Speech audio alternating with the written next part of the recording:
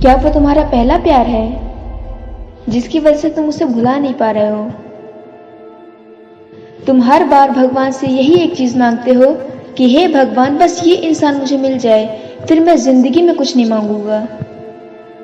तुम चाहते हो कि कैसे भी वो इंसान तुम्हारी लाइफ में वापस आ जाए।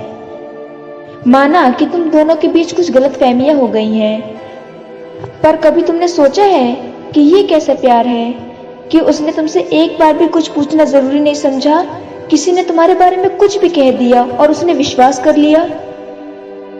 मुझे पता है तुमने बहुत कोशिश की है अपनी बात को क्लियर करने की, ये साबित करने की कि मैं गलत नहीं हूं, पर वो तुम्हारी बात सुनने को तैयार ही नहीं है ना। कब तक उसे याद करते रहोगे? कब तक उसके पीछे रोते रहोगे और खुद को तकलीफ देते रहोगे?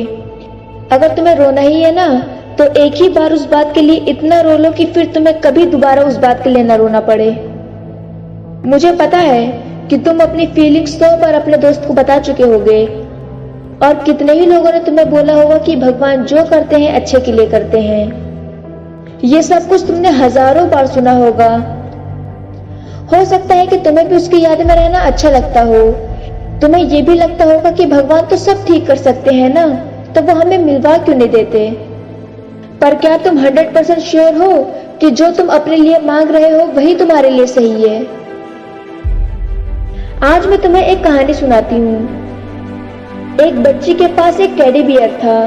वो उससे बहुत प्यार करती थी, पर भगवान के पास एक बड़ा टेडी बियर था जो उस बच्ची के उस टेडी बियर से भी बहुत अच्छा था। भगवान उस बच्ची से कहते हैं कि अपना ये टेडी बियर मुझे दे दो, मेरे पास इससे भी बड़ा और अच्छा टेडी बियर है तुम्हारे लिए। पर वो बच्ची उसी टेडी बियर को पकड़े रहती है क्योंकि उसे भगवान पे विश्वास नहीं होता। इतना ज्यादा अटैच होती है वो अपने उस छोटे टेडी बियर से, उसको तो बस वही चाहिए होता है। तुम ना जानते तो सब हो, पर मानना नहीं चाहते। अगर तुम्हें 100 लोगों ने ये बात बोली है कि भगवान जो करते हैं वो अच्छे के लिए करते हैं, तो तुम्हें ये बात 100 बार इसलिए बोलने की जरूरत पड़ी क्योंकि तुम अपने कानों से तो ये बात सुनते हो, पर इस बात पे विश्वास नहीं करते हो और ना ही समझते हो। क्योंकि अगर तुम ये बात मान लोगे, इस बात को समझ लोगे, तो तुम्हारा दुख नहीं कम हो जाएगा। और तुम्हें तो उसकी याद में दुखी रहना अच्छा लगता है ना। जरा सोचो, पांडवों के साथ तो स्वयं भगवान श्री कृष्ण थे। वो चाहते तो वह भी भगवान को कंप्लेन कर सकते थे कि आप तो हमारे साथ हो, फिर भी हमारे जीवन में इतनी मुश्किलें क्यों हैं? पर उन्होंने ऐसा नहीं किया। उन्होंने हर परिस्थिति में भगवान पे विश्वास रखा। उनका ये विश्वास था कि भगवान मेरे साथ में है और हम हर मुश्किल को पार कर जाएंगे।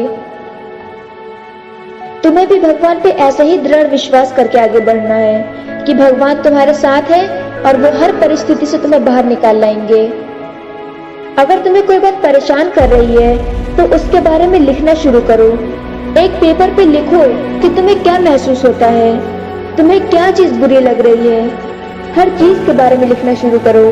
जब तुम्हारे सारे थॉट्स एक पेपर पे तुम्हारे सामने होंगे ना, तब तुम ये देख पाओगे कि जिस बात की वजह से तुम इतना परेशान थे, क्या उससे सच में निकलना इतना मुश्किल है? जब तुम अपनी प्रॉब्लम, अपनी परेशानी समझ जाओगे, उसके बाद तुम्हें यह भी लिखना है कि इस प्रॉब्लम से मैं बाहर कैसे आऊंगा, मुझे क्या करना होगा इस प्रॉब्लम से बाहर आने के लिए। तुम जो कुछ भी लिखोगे उसमें अच्छी और बुरी दोनों बातें होंगी, इसलिए उसमें से जो अच्छी बातें हो, जो तुम्हारी जिंदगी में पॉजिटिव इम्पैक्ट डाले, उन्हीं को अप्लाई करना।